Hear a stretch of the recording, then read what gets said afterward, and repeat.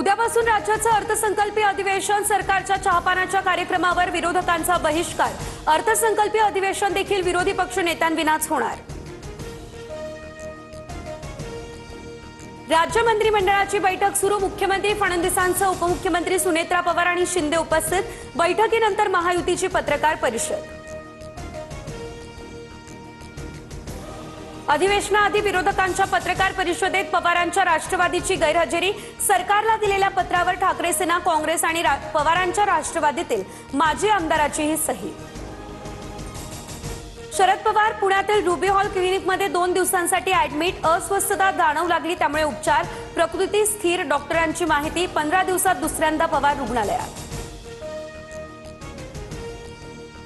उपमुख्यमंत्री अजित पवारांचा विमान अपघातात झालेला मृत्यू केवळ अपघात आहे की घातपात? सरकारनं केवळ 2 ओळींमध्ये स्पष्टीकरण द्यावं, मग आम्ही चहापानाला का जायचं? महाविकास आघाडीच्या नेत्यांकडून शंका। अजितदादांच्या विमान अपघाताचा अहवाल 28 तारखेआधीच येणार। हवाई उड्डाण राज्यमंत्री मुरलीधर मोहोळ यांची माहिती। कोण काय म्हणतं यामध्ये जायचं नाही, रोहित पवारांच्या आरोपांवर मोहोळांचं उत्तर।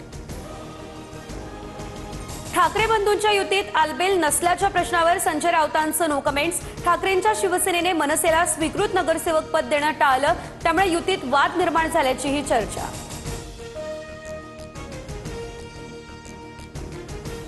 बुलढाण्याच्या चिखला या गावामध्ये शिवपुतळ्यावरून झालेल्या राड्यानंतर आरोपी सरपंच गणेश काकडे अटकेत। संबंधित महिलेने स्वतःचे कपडे फाडले। घटनेची सत्यता पडताळून आमच्यावर कारवाई करा, आरोपी सरपंचांचीही मागणी।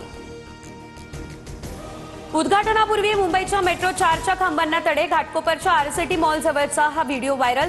बीएमसीकडून एमएमआरडीएला स्ट्रक्चरल ऑडिट करण्याचे आदेश, तर पोलला तडेच तडे गेल्याचं नाही असं एमएमआरडीएचं स्पष्टीकरण। सोलापूरच्या मोहोळमध्ये विनापरवानगी छत्रपती संभाजी महाराजांचा पुतळा उभारल्यानं वाद। पुतळा हटवण्यास स्थानिकांचा तीव्र विरोध। प्रशासनानं कारवाई केल्यास कायदा आणि सुव्यवस्थेचा प्रश्न निर्माण होणार, स्थानिकांचा हा इशारा।